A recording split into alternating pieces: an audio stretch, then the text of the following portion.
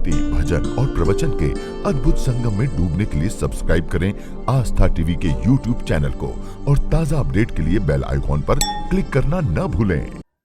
सामान्य से सामान्य जो व्यक्ति कम से कम उसकी आय है, उससे अधिकतम कमाने वाले की आय 10 गुना अधिक हो सकती है, उससे अधिक नहीं हो सकती।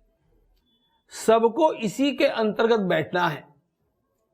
यदि इससे अधिक आय किसी की होती है तो उसे वह धन समाज के लिए ही व्यय करने का प्रावधान होना चाहिए। हमारे देश में यह था। कैसे था? यह कहा गया था कि तुम्हारे पास इतनी संपत्ति इकट्ठी हो गई है, अब तुम यज्ञ करो, इष्टापूर्त कर्म करो।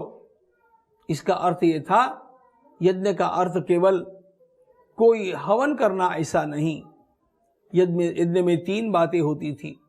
यज्ञ देव पूजा संकतीकरण दानेशु, उसमें देवताओं का पूजन एक भाग है, समाज का संगठन दूसरा भाग है और संपत्ति का वितरण डिस्ट्रीब्यूशन ये तीसरा भाग है। अमुक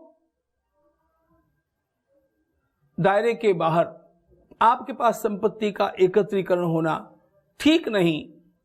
आप उस संपत्ति को अपनी मर्जी से या तो कुएं बनवाने में या वनीकरण करने में या तालाब खुदवाने में अथवा किसी भी सामाजिक हित के काम में खर्च कर सकते हैं। किसमें खर्च करना आप कीजिए, लेकिन आप उस संपत्ति को अपने पास रख नहीं सकते। आप अपने हाथ से खर्च करेंगे तो आपको उसके व्यय करने का समाधान भी प्राप्त होगा।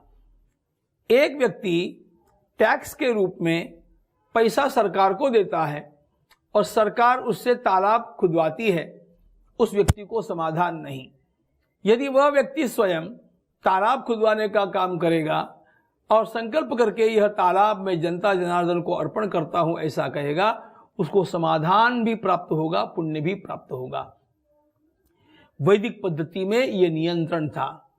संपत्ति की अभिवृद्धि तो करनी ही चाहिए, लेकिन संपत्ति की अभिवृद्धि के पश्चात उसके ऊपर चेक्स और बैलेंसेस भी रहने चाहिए। यह हमारे महाभारत में, रामायण में हमें देखने मिलता है। नारद जी पांडवों के पास जाते हैं, उनको राज्य व्यवस्था समझाते हैं। इतनी संपत्ति तुम्हारे पास हो गई, अब तुम्हें यज्ञ करके इसका व्यय करना आवश्यक नहीं, अनिवार्य है, ये सुनाते हैं। तो जो सबसे छोटा व्यक्ति है उसको रोजी रोटी का और उसकी स्वयं के गुजारे का साधन देना, उपलब्ध कराना, यह भी सरकार का कर्तव्य है। और सबसे अधिक संपत्ति कमाने के लिए लोगों को सहायता करना, यह भी शासन का कर्तव्य है।